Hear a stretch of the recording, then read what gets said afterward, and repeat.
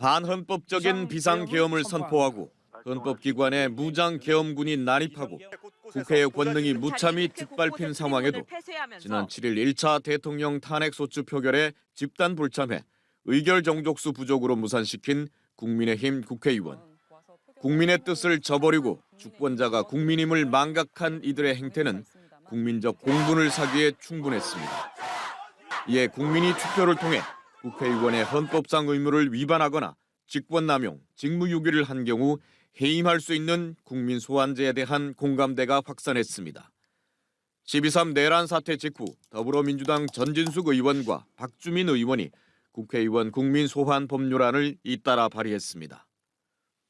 국회의원들이 본회의의 표결 불참을 어떤 정치적 수단으로 활용하는 것은 근본적으로는 국민으로부터 위임받은 권한을 남용하는 것이라고 하는 이런 문제의식으로부터 이 법안을 발의를 하게 됐습니다. 법률안에는 선관위가 적법한 국민소환 투표 청구를 공고하면 즉시 해당 의원의 직무가 정지되고 국민소환이 찬반 투표를 거쳐 확정될 경우 그 직을 상실하도록 하는 내용이 담겼습니다. 22대 국회 들어 국민소환제 발의는 이번이 처음으로 전문가들은 국민적 공감대가 커진 지금이 국민 주권을 확대하고 강화할 적기라고 말합니다. 민주당이 국회 다수당이잖아요. 국민소환에 관한 안을 의결해가지고 한덕수 권한대행이잖아요. 그게 보내면은 거부권 행사를 하지 않으라 생각하거든요.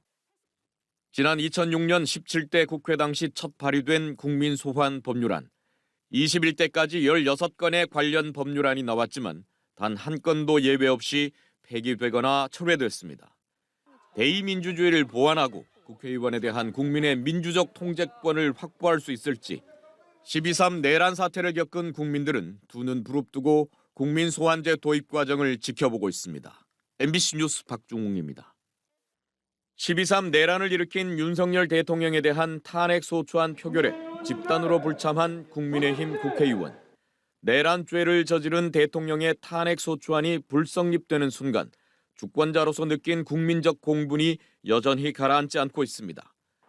지역구 사무실 등지에는 금배지 달고 나니 국민이 우습더냐, 내란 공범, 국민과 나라를 외면한 배신자라고 적힌 근조 화환과 각계의 항의 방문이 잇달고 있습니다. 민주주의를 그들이 죽였다라는 느낌을 받았거든요.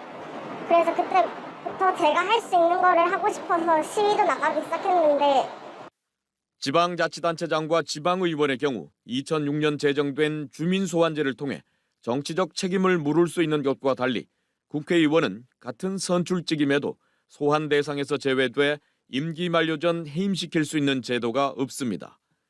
이에 대한민국 헌법과 국민의 뜻을 도외시하거나 무능하고 부패한 경우 국민소환제를 통해 국회의원에 대한 민주적 통제 방안이 절실하다는 국민적 공감대가 확산하고 있습니다. 국민의 뜻에 따라서 의정활동을 해야 된단 말입니다. 근데 거기에 배치되고, 그죠? 그렇게 되면은 당연히 주권자 국민들은 리콜, 소환할 수 있어야 되거든요. 하지만 국회의원의 임기와 면책 특권을 규정한 헌법 제42조와 45조를 근거로 국민소환제가 개헌 없이 불가능하다는 의견이 있습니다. 반면 헌법 64조의 국회의원 3분의 2 결의로 국회의원 제명이 가능하다는 점을 들어 주권자인 국민에 의한 소환도 개헌 없이 가능하다는 견해도 있습니다. 헌법재판소의 판단으로 맡기는 문제를 남기기보다는 헌법을 개정하는 과정에서 국민소환제를 도입할 수 있는 근거 규정을 헌법에 명문화하는 것이 훨씬 문제를 확실하게 해결할 수 있는 방법. 국회에선 지난 17대부터 21대까지 국민소환제가 계속 발의됐지만 끝내 제정되지 못한 가운데 12.3 내란 사태를 계기로 국회의원들의 책임 정치 실현을 위한 제도 도입 요구가 더욱 거세질 전망입니다. MBC 뉴스 박종웅입니다.